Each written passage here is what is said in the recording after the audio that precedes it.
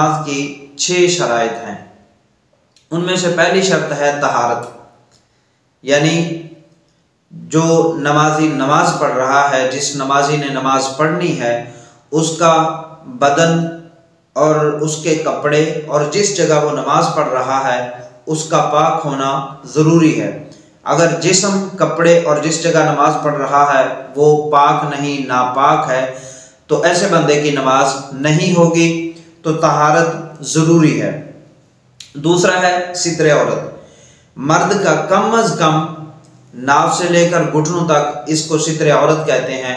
कम अज़ कम इसका छुपाना ज़रूरी है।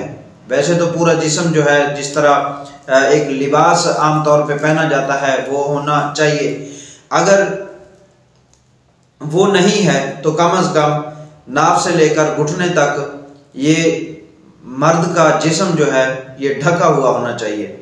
और औरत का सित्रे औरत ये है कि 5 आज़ा के अलावा पूरा जिस्म ही सित्रे औरत है। पूरे जिस्म को छुपाना ज़रूरी है।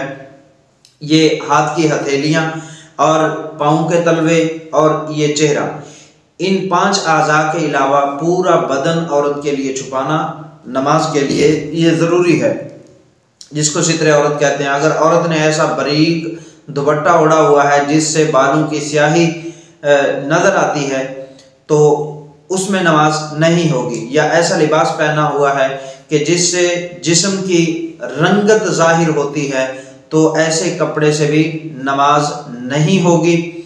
तो इस वजह से ऐसा कपड़ा, ऐसा लिबास पहनना चाहिए नमाज में, बिलखुसूस नमाज में, जिससे बदन जाहिर ना हो, बदन की रंगत जाहिर ना हो। यह नमाज के लिए है। इसके अलावा भी जो है बारीक लिबास पहनने की ममानात है। बहरहाल हमारा मौजू नमाज का है, नमाज की शराइत के बारे में है। अगर इतना बारीक लिबास औरत ने पहना हुआ है, बालों की स्याही या जिस्म की रंगत जाहिर होती है, तो उससे नमाज नहीं होगी। और तीसरी शर्त है इस्तिक़बाल क़िबला, यानी काबे की तरफ, क़िबले शरीफ की तरफ मुँह होना। जो नमाजी नमाज पढ़ रहा है उसका मुंह काबे शरीफ की तरफ होना चाहिए, उसके अलावा किसी और तरफ नहीं होना चाहिए। हाँ, एक सूरत है कि कहीं ऐसी जगह पे है, जंगल में है, किसी मैदान में है, किसी पहाड़ी इलाके में है, पता नहीं चल रहा कि काबा किस साइड पे है, तो उस वक्त सोचो विचार करेंगे, जिसको तहरी कहते हैं। सोचो विचार करेंगे। सोचो विचार करने के बाद जो जहन के अंदर आए, जो दिल के अंदर आए, ख्याल जमे, गालिब गुमान हो कि यार इस तरफ होगा काबा शरीफ, किबला शरीफ इस तरफ होगा, तो अब कोई बताने वाला भी नहीं है। तो जिस तरफ दिल के अंदर वो गालिब गुमान हो तो उसी तरफ मुंह करके वो नमाज पढ़ ले तो उसकी नमाज हो जाएगी, क्योंकि उसने सोचो विचार किया, उसको इस साइड पे लगा। अब उसने नमाज पढ़ ली, बाद में किसी आने वाले ने बताया कि नहीं वो तो इस साइड पे है।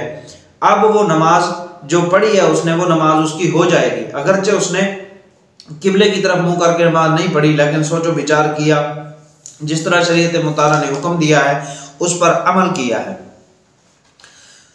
और चौथे नंबर पे वक्त भी शर्त है नमाज के लिए। जो नमाज पढ़नी है उस नमाज का वक्त होना ज़रूरी है। अगर वक्त से पहले नमाज पढ़ ली तो नमाज नहीं होगी, अगर वक्त के बाद पढ़ी तो कज़ा होगी। तो नमाज का वक्त होना भी ज़रूरी है। और 5वें नंबर पर फरमाया कि नीयत होना भी ज़रूरी है। इन्नमल अअमालु बिन्निय्यात, नीयत का जो है अमाल का दारो मदार जो है वो नीयतों पर है, और नीयत का बहुत सारा अमल दखल होता है। नीयत के बगैर नमाज नहीं होगी। हाँ, नीयत जो है जो ज़बान से की जाती है, अल्फाज जो अदा किए जाते हैं, तो उस तरह कह लेना अफजल है, वरना नीयत दिल के पुख्ता इरादे को कहते हैं। पुख्ता इरादा किया मैं फ़र्ज पढ़ रहा हूँ, फ़लाँ नमाज पढ़ रहा हूँ, इतनी रकातें पढ़ रहा हूँ, जो दिल के अंदर जिस नमाज की और जिन रकातों की दिल के अंदर इरादा है, जिन रकातों का इरादा है दिल के अंदर, तो बस वही उसकी नीयत है। दिल के पुख्ता इरादे को नीयत कहते हैं। ज़बान से कह लेना अफजल है। अगर किसी ने ज़बान से नहीं कहा तो दिल के अंदर नीयत है तो उसकी नमाज हो जाएगी। और 6ठे नंबर पे फरमाया तकबीर तहरीमा। तकबीर तहरीमा जो पहली बार अल्लाहु अकबर नमाज शुरू करते हुए अल्लाहु अकबर कहा जाता है, इसको तकबीर तहरीमा कहते हैं। तकबीर तहरीमा ये भी नमाज के लिए शर्त है, ज़रूरी है, इसके अलावा भी नमाज नहीं होगी।